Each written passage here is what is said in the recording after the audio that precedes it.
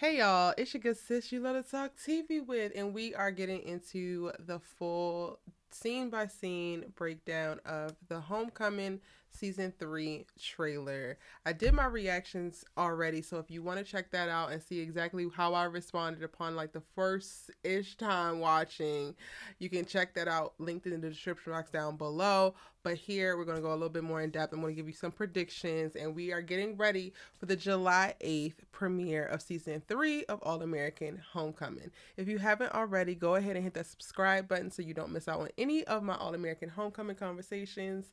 And let's get into it. Okay, so the first two scenes are of Simone on the tennis court, and from what I'm hearing, I don't have any confirmation at all, y'all. So take this as speculation, a couple guesses, and my predictions, if you will. But from what I'm hearing, we're going to see the exact same timeline that we see over on All American, the original, in All American Homecoming. So we can expect a 1 year and 3 month time jump, which will put Simone at her junior year. When I first heard her talking about she wanted to dominate this year, I was like, oh, girl, no. But if I was to say, like, okay, she's coming into her junior year and she's had a whole other year of competition and to develop and to settle in, you know, she crossed in her freshman year. She crossed the burning sand and she joined a sorority in her freshman year. She had, you know, sharpening iron up against Thea and what happened with Thea. And we are likely to see Thea, because we don't see her in the damn trailer, which I have a problem with. We're likely to see Thea pop in and out because she has gone pro. So she's gone up against this very high, you know, talented, super ambitious person very early on in her collegiate career. I would imagine that similar to like what Spencer and Jordan were experiencing over on All American in a sophomore year, they were just able to play and get better and improve their rankings. And maybe she didn't actually place, or maybe she didn't actually win any kind of national titles or anything like that, but she definitely got to improve. I am a little bit more comfortable if we are picking up with her in her junior year, with her now walking in and stepping into a place of dominance. Because for me, when we go back to season 1, right, I just really didn't buy Simone jumping up ranks so quickly as a walk-on. Like, I actually was recruited and went to college for volleyball, and I walked onto the basketball team, but then also wound up getting scholarship from them as well. And they wound up splitting it, and it was great. I was a two-sport athlete. It was great. Hard, but it was great. So I understand the whole walk-on process, and I understand that there's a little bit of a learning curve and there's an experience curve that actually does happen, and I feel like they kind of glossed over in season 1. So in season 1 and 2, when Simone was just so adamant about trying to take the top spot from Thea, who was a sophomore, which we don't really register, I think, as frequently or as clearly when we're looking at these two girls, so they look at the same age. But Nate, Keisha, and Thea are all sophomores when we actually meet Simone, right? When she comes to the school. So she's already a year ahead. I thought that it was very disingenuous for Simone to just walk on and think that she was just going to be shitting on everybody and she was just going to sit her behind at the top. Like, I understood her fighting for a spot within the top 6, but to have her even at number 2 very early on, after just now getting back into tennis, having a baby, going through all that she had been through, and she had been away from the game for so long, it just did not register. But for us to be seeing her now in her junior year, it makes a little bit more sense, especially now that Thea's gone.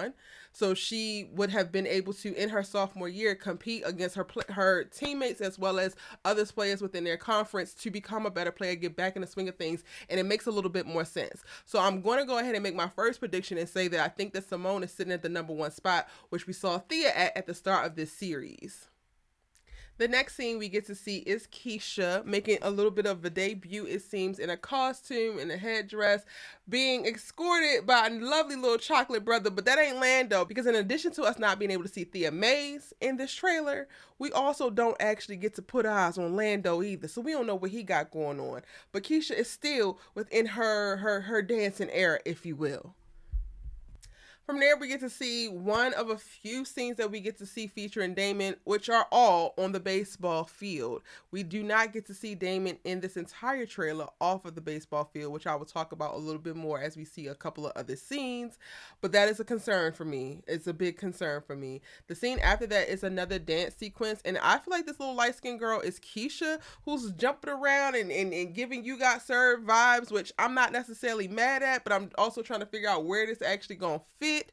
I know part of what we're getting to see with Keisha later on in the trailer, we get scenes of her actually talking about not getting accepted and getting rejection letters. I think that she's going to be applying to an MFA program and trying to go and like get a grad degree in dance or the arts, and she's trying to get into programs, and that's not actually happening. So this being, you know, her senior year, I'm guessing we're going to see her a lot more active, or we might get to see the fruits of her labor in the following year after she was able to run off her little toxic ass dance coach. Now we get to see like what actually happened, or we get to see the fruits of what might have happened in that year time in between, where maybe they got to rebuild the dance program. She got to petition and get additional things to support dancers and to make it a much more inclusive and friendly environment. And now she might really be feeling herself, which is also why she's applying to grad school in this way. We're going to talk about a little bit more once we get to those particular scenes, but that's what I'm kind of tying it to. If it's not Keisha in this, which it could not be her because it's not really clear for me because it's a low res trailer that I got, y'all.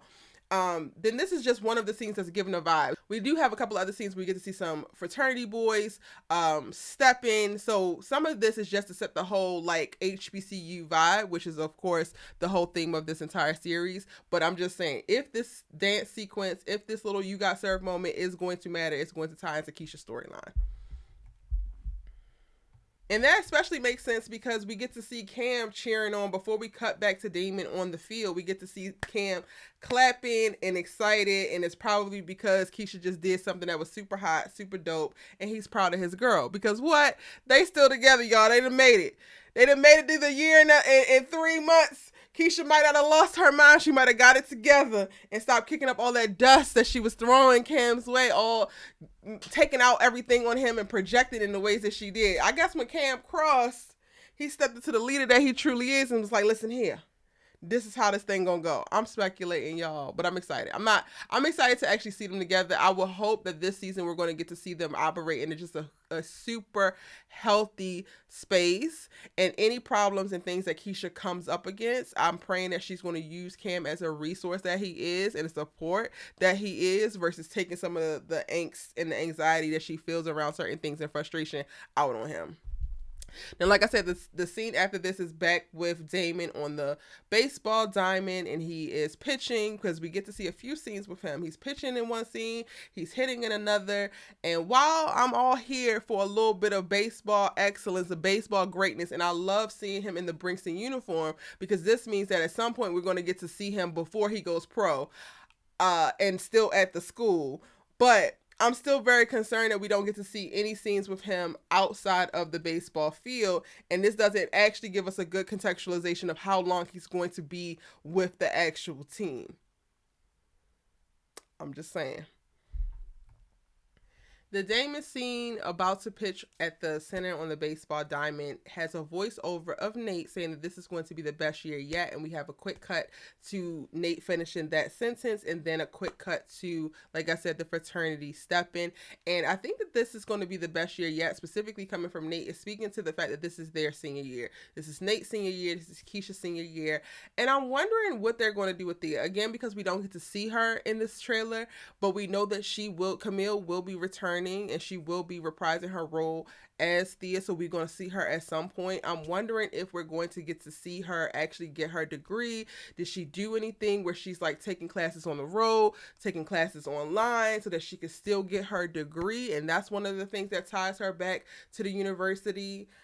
I'm very curious. Thea was always one of the most interesting characters for me, so I'm a little bit disheartened to not see her in this trailer, and I'm a little bit disheartened to know that she's going to have a reduced role similar to Auntie Amara as well as Damon in this coming season. Now, after the whole little frat boys moment, we cut right back to that moment where Nate was saying this is going to be the best year yet, and we get to see it from Simone's point of view, and she's like, okay, let's go ahead and get it started. I think that in her junior year, Simone is going to be in a place of finding really, really, really great confidence, maybe even borderline arrogance. She's definitely found her footing within the last 2 years, being on campus, being away from home, excelling in tennis, maybe excelling within her academics, definitely now finding a real consistent family amongst her sisterhood. She has her friends, but she's also a part of a sorority and has been so for over a year at this point. I think that she is really finding her footing. So while this is a really great year for Keisha and Nate, and this being their senior year, her being one of their best friends, she's gonna go along for the ride, and she's already feeling herself.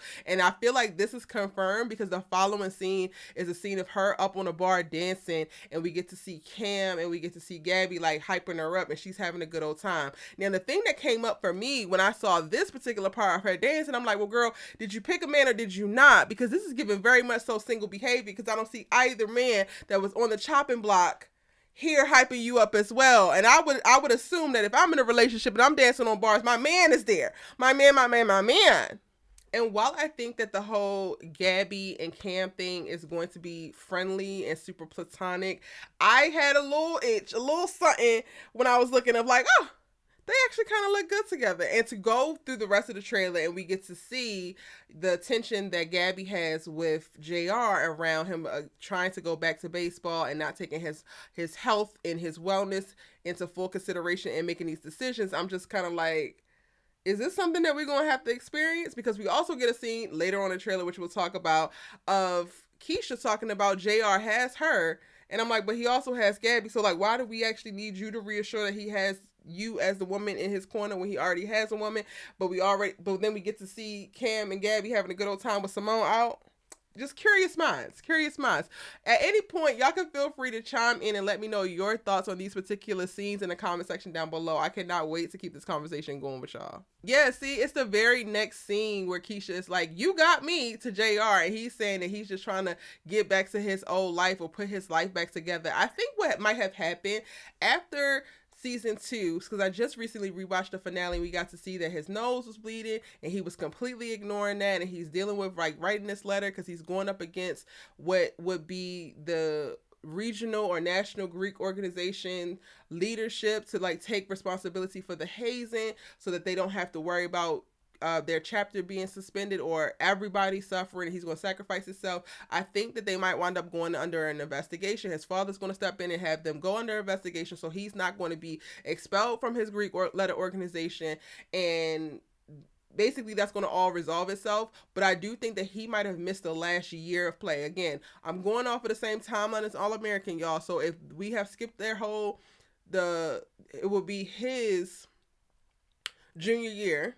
If we skipped his junior year, then maybe he did not actually play because his father or Damon or Gabby saw the blood in the trash can, saw the things that was happening with him and made him get medical help. They found out that something was going on with his condition and they told him that he couldn't actually play. So that now when we're coming into season 3 and he's saying that he's just trying to get back to his old life, he's trying to reclaim his life again, that means that he's really just trying to get back on the baseball field. He might be back in classes, but he has yet to come back to the team, and he feels like he has to do that to get a full grasp on who he is, which is very interesting to me, because while I think that JR has always liked baseball, from how we got to see him in seasons 1 and season 2, I wouldn't necessarily say that I felt like he was so committed to like going pro or anything and like super invested. He seemed like a just well-rounded college student who played sports, was in a Greek letter organization, and enjoyed his experience in college. So to see him really grasping, or at least what they're teasing to be him grasping at claiming baseball as like he will never be himself if he cannot play baseball in a collegiate way, because like you can go play baseball as a damn hobby on the side and it's not too intense, and maybe that could scratch the itch, but it feels like he wants to play in a competitive collegiate way. And that just seems very interesting to me because he didn't give that off. However, it's not a far stretch, I don't think, and I can go with it. Like, I can believe it and buy into it. But if that's going to be his arc, it's going to be very interesting to see that shift, because the JR character from seasons 1 and 2 was a lot more easygoing. And if he's going to create this internal conflict of like he can't be who he was, or he don't believe himself to be a great man because he can't play baseball, I think that's going to be a very interesting journey to go on, but it's going to be a completely different one than what we were introduced to with the character. And in the moment where he's divulging this and saying that he doesn't feel like himself, basically, without being able to play baseball or without being able to do the things that he had previously done, I'm just very curious as to what he could have said in addition that would make Keisha say, well, you got me. Because girl, and what is that supposed to do? Does that sound bad? It might sound bad, but I'm like, girl, what is that supposed to do? He got all of y'all. All y'all are great homeboys and homegirls, ace boon coons, if you will. But what the hell is that supposed to do if the boy want to go out here and hit a ball, catch a ball? What is that going to do, Keisha? From there, the next scene, we get to see Damon hitting a home run right over the fence. And then he's running around the bases and he's celebrating. So I'm wondering if this is like a championship. And honestly, y'all, when we got to this particular point in the trailer, I got very nervous because this was giving throwback vibes. This was giving I'm not too sure vibes. This was giving this happened in the time jump. And this might be a flashback that we get to see in the season. But it's not actually the real time of what's actually going on. Now, granted, we don't get to see JR, which is also making me believe that one, JR had to sit out last year. And this is actually footage from last year, and Damon is not actually a student and or player once we come into the real time at Princeton University of season 3. But you know, I'm glad you have your moment. I'm glad maybe y'all won a championship the year before, but all of this is just stacking up to like we're not going to get enough Damon for me this season, and I'm already sad about it. It's more scenes on from this particular moment where we get to see Coach Turner celebrating from the dugout. We get to see everybody lift Damon up, and then he points out into the stands, and I'm wondering, who is he pointing to? Because some of y'all Damon shippers are going to be like, he pointed to Simone. He ain't pointing to Simone. I don't even think he could point to Coach Turner. If anything, y'all, he probably pointed to that deadbeat ass daddy, unfortunately. Maybe his mama. I could see those two, for sure. Maybe JR, because JR wasn't able to play. But I don't think it's Simone.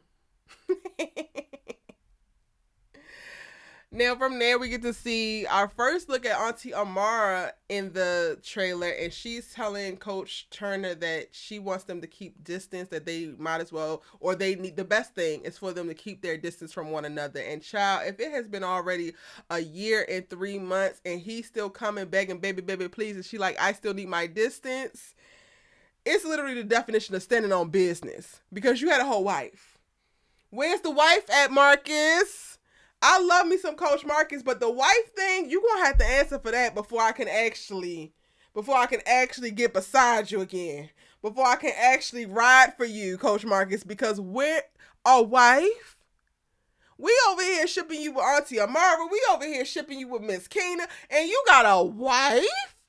But maybe he going to make up for some of the transgressions, for some of the lies tied to the wife, because it's clear that we're going to get a moment, or we're going to get something where Coach Turner is probably going to help Simone out of a potential injury that she might be about to exasperate on herself, or how she's actually handling her training. Because the next scene after that, we get to see Simone in the weight room, and she's saying something is wrong with her swing. And we get to see Coach Turner look to her while she's lifting some weight. So I think that he's going to be involved in this particular storyline for her around maybe a potential injury that she's recovering from, or an injury that she wants to prevent and adjusting. And he might get involved with her training in some way, which could be cool. We don't really get to see Coach Turner and Simone interact that much, so I actually would love to see a little bit more of those two.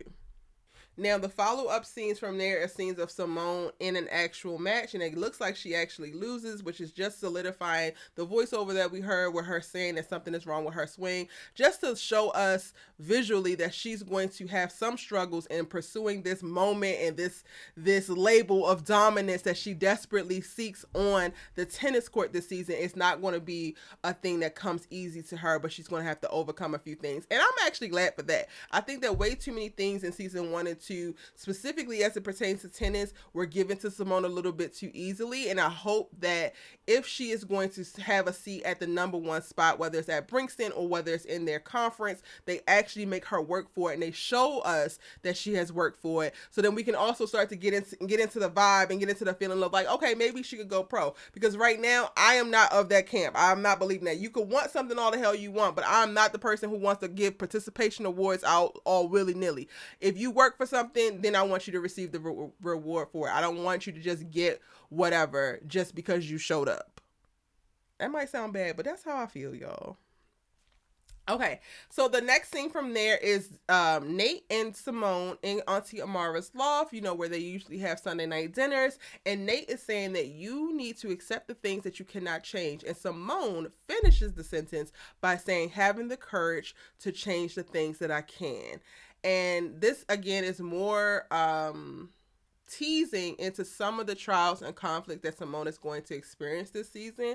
I think that this one might not necessarily be tied to her on the tennis court, which I would love, because not that I want her to just be facing some insurmountable odds, but I want to see a very realistic life of a junior who could be wanting to have the best time of her life, to be feeling herself and to have great confidence. But also, as you arrive at new levels, there are also additional new struggles, new tensions, new things that come up against you, and everything isn't going to be smooth sailing. So I think the more that they can throw at Simone and we get to see how the character reacts, the more engaging and the more interesting the series is going to be, or at least the season will be as a whole, because that's something that I think that they struggled with in previous seasons, or specifically in season 2, again, and just making things a little bit too easy for Simone. And even when she was presented with a problem, it wrapped up a little bit too quickly, and we weren't actually even able to go on a journey to have her work through the conflict in a way that was entertaining to watch.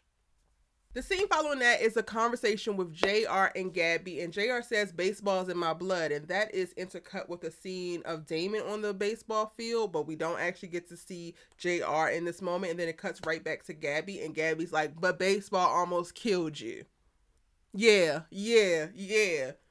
As you should, Gabby, because you can want to play all the hell you want to, but do you want to live? It seems like an easy decision to me, JR. But okay, I get it. Ash is over there struggling as well, having all types of damn dreams because he's trying to get his ass back onto the football field as well. I get it. It's hard to let go. But Gabby, stand on business about this man's health. Please stand on business all season, honey. Then we're going to cut back to that little you got served dance battle scene. And again, I cannot confirm that this is Keisha, but if it is Keisha, I might do the whole oh and run around my room when this happened, because that split is slick. The split is sick. It's the kiss of death, and in the split, you did that, Keisha. You did that, girl.